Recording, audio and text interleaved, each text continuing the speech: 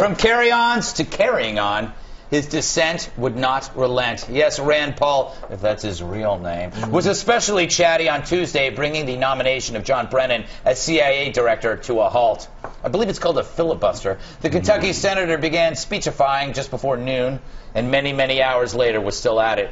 He had previously promised to F-buster, as the young people call it, after receiving a letter from Eric Holder that refused to rule out drone strikes within the U.S. in, quote, extraordinary circumstances, end quote, like the 9/11 attacks. Let's start at the beginning. I will speak until I can no longer speak. I will speak as long as it takes until the alarm is sounded from coast to coast that our Constitution is important, that your rights to trial by jury are precious, that no American should be killed by a drone on American soil without first being charged with a crime. Let's check in a little later, shall we? Alice never fell down a rabbit hole, and the White Queen's caustic judgments are not really a threat to your security. Or has America the Beautiful become Alice's wonderland? No, no, said the Queen, Alice said loudly. The idea of having the sentence first? Hold your tongue, said the Queen, turning purple. I won't, said Alice. Release the drones, said the Queen. He was obviously quoting Little Red Riding Hood, the E.B. Johnson classic. Yeah. For more, let's go live to Red Eye Senior Congressional Correspondent Shy Goat. SG?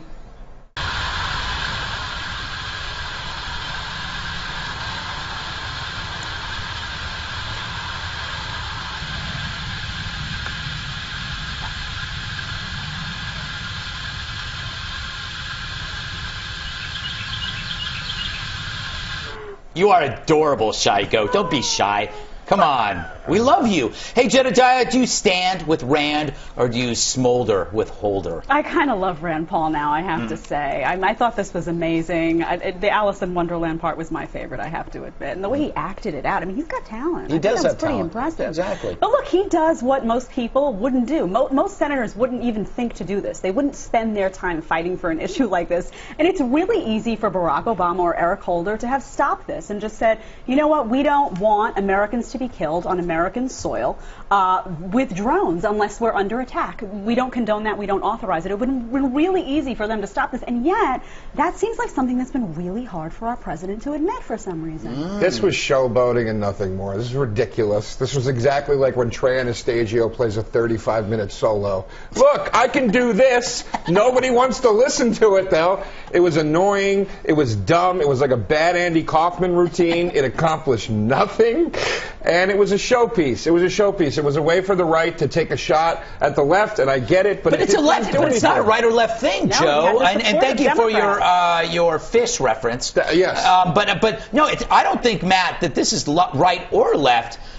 This is about kind of a bizarre world we live in, where you have an administration who condemned waterboarding, i.e., drowning, but it's for droning. Yeah, it's kind of a weird thing. There's a pretty good piece in the Daily Beast recently about this. There's a new Civil Liberties Caucus in the Senate, and it's bipartisan, basically. It's Rand Paul, Ron Wyden, Democrat from Oregon, Mike Lee, who's helping him out, and other people who are actually talking about this in a serious way, which we haven't seen in a long time, which is awesome. And it's like the #1, Twitter hashtag trending, and they were reading from the tweets. Ted Cruz, I swear to God, was like reading live tweets on the Senate floor. When have we become? Exactly. When adults are reading tweets. I would prefer that to actually passing laws, right? That's a good point. But also it's a conversation that we just haven't had, and a lot of what he's doing is reminding the president of how he ran for president. Yes, he put himself out there as the anti-George W. Bush that he's going to... Right. He's more Bush than Bush. He's more Bush than Bush. He's more Bush than Paul's Bush. calling him out. He's Bush cubed. But here's what I'm saying. You don't have people that align with the... to me, and you know me, I don't vote. I don't Do I know you? You used to. No, the real you. The real you. here's my point. If we can't argue the fact that the right is the team that usually doesn't really have a problem with this sort of thing. Yep. So don't you think they're showboating a little bit? Look what Obama's doing now. But Joe, you're making a mistake. Rand Paul is at his heart a libertarian. He's not I would not put him as a traditional conservative. I like drones. Okay. So I agree with you. Right. The argument that you're making, though, can be made against the left, who, if Bush was doing this, would be up in arms. I hate using that cliche because it's... Well, they absolutely would be. I agree with you there. They would be voting in a majority with Rand Paul instead of... Today, in the filibuster, he said, I will stop this right now if we can just get a non-binding sense of the Senate resolution, unanimous, saying that we all think that it's kind of bad to drone Americans to death on their own soil. And Dick Durbin, Democrat from wherever the hell he's from, said, no, I'm not ready to go there yet. So he's still talking. You know what? You convinced me. I changed my argument. I apologize for disagreeing with you and you and you. And I will now speak until I can't speak anymore to show how sorry I am. Bill, here's what gets me.